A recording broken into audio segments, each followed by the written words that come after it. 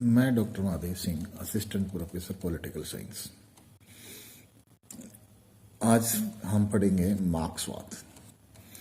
मार्क्सवाद पर चर्चा करने से पूर्व हम मार्क्सवाद वैसे समाजवाद का रूप है, तो समाजवाद के बारे में हम मोटे रूप से बात करेंगे।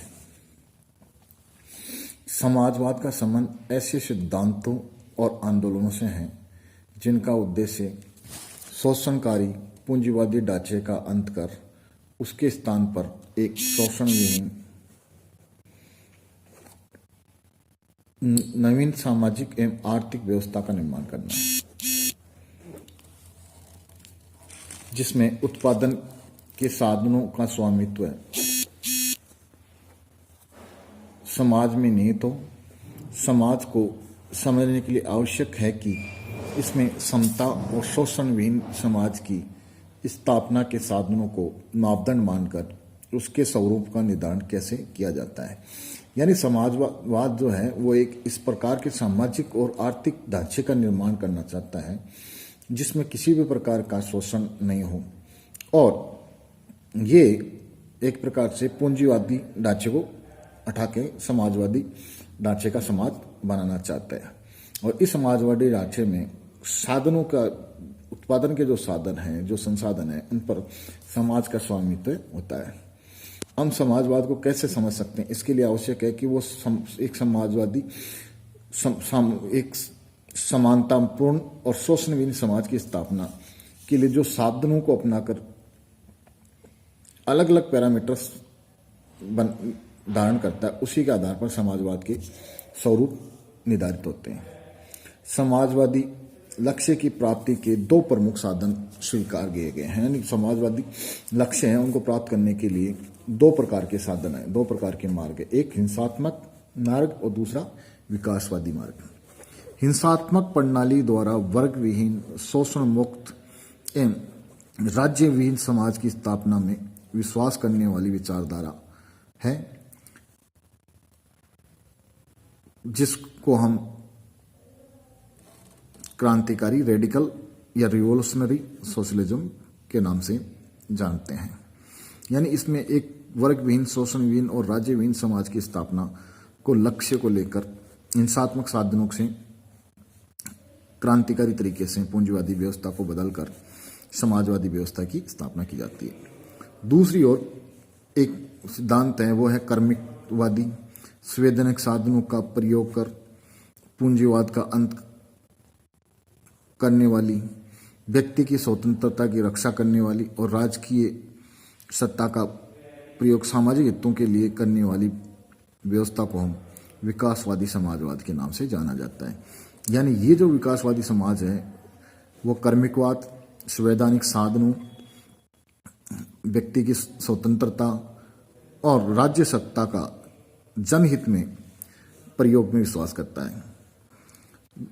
विकासवादी समाजवाद में प्रमुख है फैबियन समाजवाद, गिल्ड समाजवाद और राजकीय समाजवाद। यानी Fabian socialism, guild socialism and state socialism.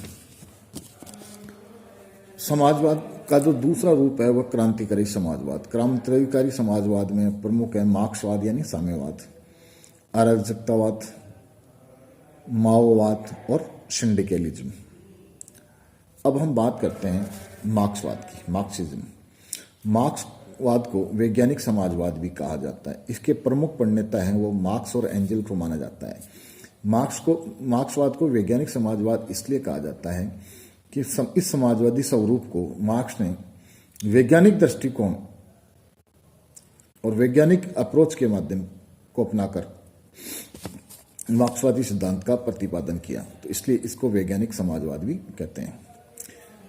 Karl Marx के हम जीवन परिचय की बात करें तो कार्ल मार्क्स का जन्म 1888 में और मृत्यु 1883 में हुई। कार्ल मार्क्स का जन्म 5 मई 1858 को राइनलैंड शहर जर्मनी के एक यहूदी परिवार में हुआ था। अब इसकी प्रमुख रचनाओं के बारे में, प्रमुख ग्रंथों के बारे में बात करें तो वो है the poverty of philosophy, the communist manifesto,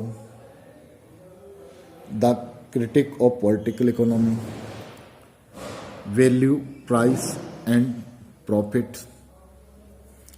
Das Kapital, the Gotha program, class struggle in France, the civil war in France, the holy family. ये होली फैमिली की पुस्तक उन्होंने एंजल्स के साथ मिलकर लिखी है।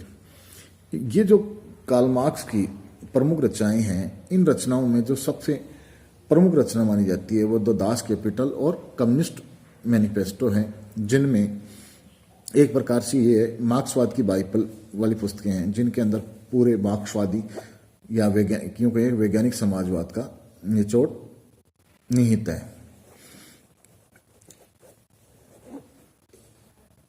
अब बात करते हैं कि मार्क्सवाद है, इसकी जो कौन कौन सी प्रमुख धारणाएं हैं जिनके आधार पर मार्क्सवाद को हम या मार्क्सवादी सिद्धांत को या वैज्ञानिक समाजवाद को समझ सकते हैं। तो मार्क्सवाद की जो प्रमुख धारणाएं हैं वो निम्न प्रकार से हैं। पहली इसकी धारणा है वह है द्वंद्ववाद एवं द्वंद्वात्मक भौतिकवाद, यानी डायलेक्टिकलिज्म की धारणा, कंसेप्ट ऑफ डायलेक्टिकलिज्म, साथ साथ डायलेक्टिक नेचुरलिज्म। दूसरी जो इसकी कंसेप्ट है, सिद्धांत है, वह है आर्थिक नियतिवाद, यानी इकोनॉमिक डिटर्मिनिज्म अथवा इतिहास की आर्थिक व्याख्या, historical interpretation of economic interpretation of history. अगली जो धारणा है वो वर्ग और वर्ग संघर्ष का सिद्धांत, class and class struggle theory. अगला है वो है मूल्य सिद्धांत और अतिरिक्त मूल्य का सिद्धांत, the theory of surplus value. अगला सिद्धांत है क्रांति एवं सर्वहारा के अधिनायकवाद का सिद्धांत, रिवॉल्यूशन एंड डिक्टेटरशिप ऑफ प्रोलेटारियंस। और इसका जो लास्ट जो सिद्धांत है वो है साम्यवादी समाज की सर्वोच्चता का सिद्धांत, यानी सुप्रीमेसी ऑफ कम्युनिस्ट सोसाइटी।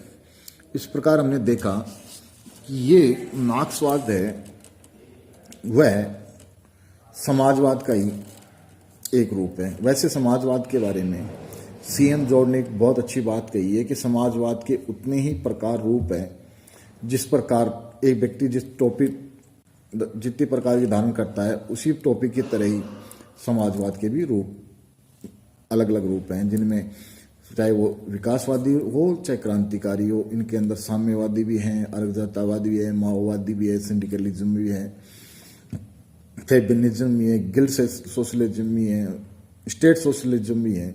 तो समाजवाद एक प्रकार से देखा जाए एक तो व्यापक धारणा है जिसके अनेक प्रकार हैं, और इनमें से जो मुख्य प्रकार की हम चर्चा कर रहे हैं वो मार्क्सवाद में हमने बात की मार्क्सवाद कार्ल मार्क्स के जीवन परिचय में, उसकी रचनाओं के बारे में और मार्क्सवाद के प्रमुख सिद्धांतों के बारे में बात की। अगली क्लास में हम मार्क्सवाद की जो धारणाएं हैं, सिद्धांत हैं, उनके बारे में चर्चा करेंगे।